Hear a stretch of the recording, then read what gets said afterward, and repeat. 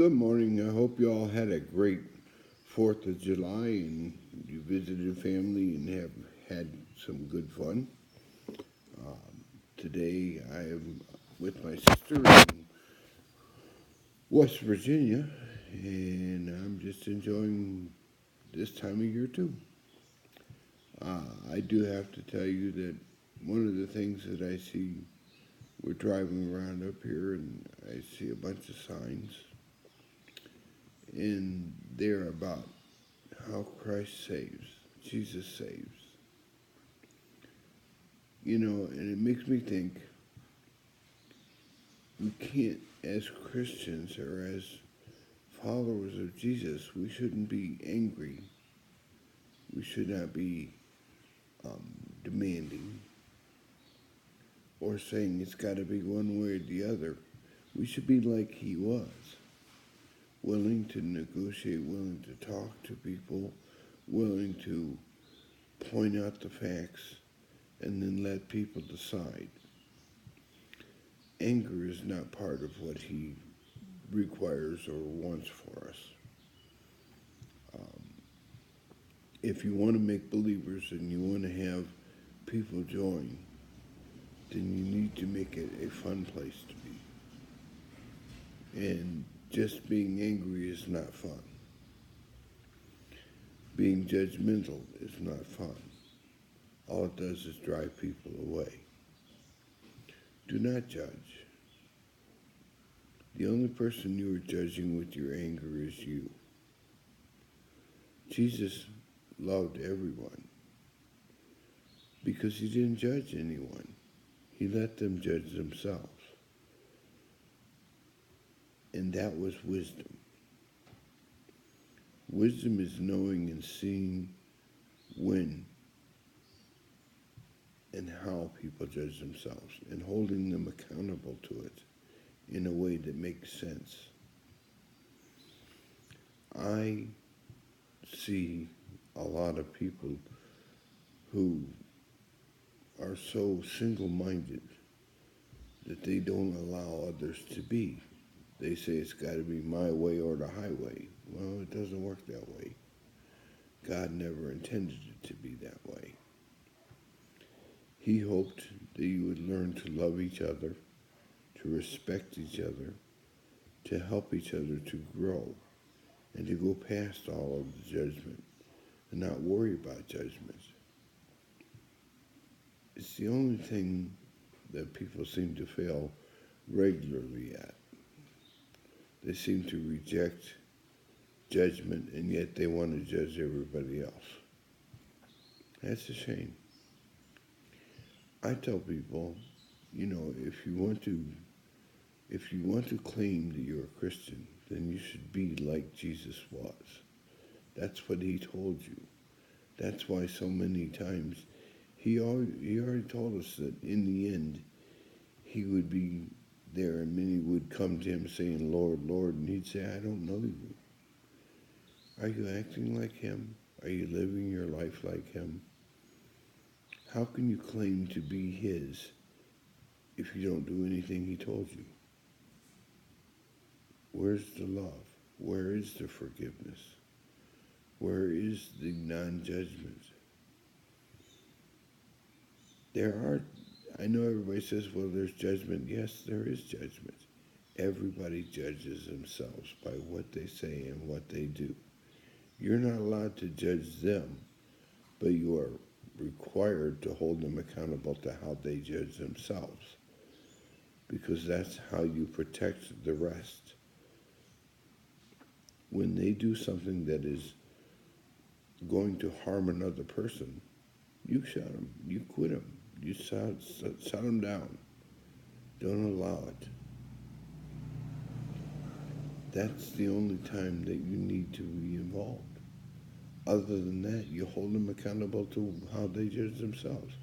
If they lie, don't believe them. If they steal, take from them. If they kill or think they would like to kill them. That is their judgment of themselves.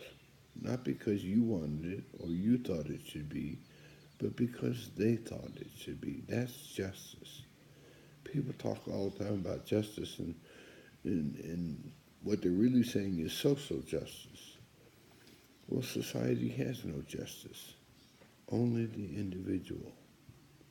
The individual has justice because what you say and what you do are what you are judged for. You judge yourself by what you say and what you do. If there's any kind of social justice, it would be holding you accountable for what you said and what you did. That would be justice.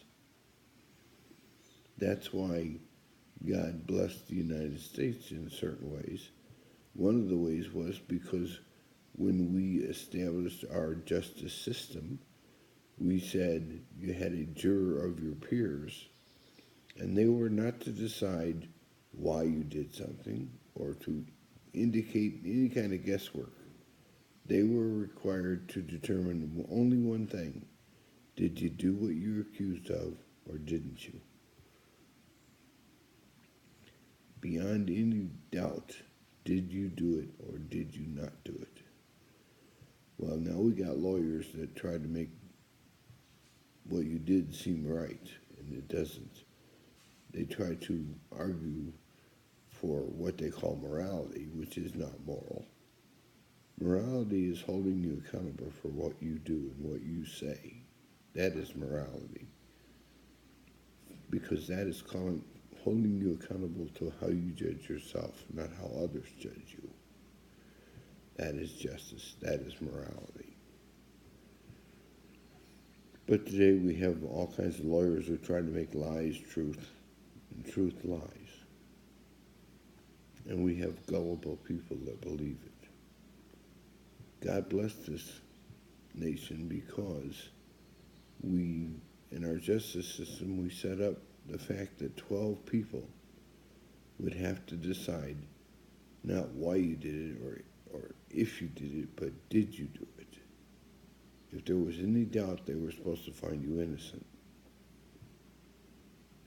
But if they decided or if they understood and knew that you did it, then they were to vote guilty. Well, we've gotten so far away from that, it's pathetic. The laws itself are designed wrong, thanks to our legislators. But all I can tell you is that things will be as they're supposed to be. The reality of justice is going to occur. You will be held accountable for what you do and what you say, not what others said, not what others did, but what you did. That's what you're going to be held accountable for. And it is because of that individual basis, if you believe what Jesus said, if you accept the fact that he died for your sins, that he paid the price, even though you're the one who did the problem, and you change your life to be like he was, then you are saved. Then you can go on, because now at least you understand, you have judged yourself, you have been found wanting, and yet the price has been paid. That's why. Not because somebody else said it or because somebody else thought it. No, it's all you. It's all on you. But that's why he came. That's why he told you. That's why he showed you. It has nothing to do with anger. It has nothing to do with justice. Justice is you, not somebody else. Holding people accountable for what you do doesn't work. It's a lie. Never has worked, never will. So think about it. Look at your life. Think about what you do and how you go through every day and what your thoughts are. And think, am I living like he is? Am I living like he told me to? Am I doing the things that I should be doing? Not everybody believes and understands why Jesus was and what it was that he gave you. The real fact of the matter is, he gave you the ability to forgive yourself. And it's only through forgiveness that those sins that you have found yourself guilty of are paid for. It's only through forgiveness. And Jesus gave that to you. If you change your way and you accept and live like he did and do the things he told you to do. If you don't, you're not a Christian. You may say you are, but if you don't live as he told you to, he's going to tell you, I don't know you. Just a thought for today. Has nothing to do with anger. Has nothing to do with judgment. You judge yourself. I'm just going to hold you accountable for it. That's what God is going to do. He's going to hold you accountable for how you judge yourself. Be kind to yourself. Be kind to each other. Love each other. Okay. I hope you have a great day. See ya. Bye.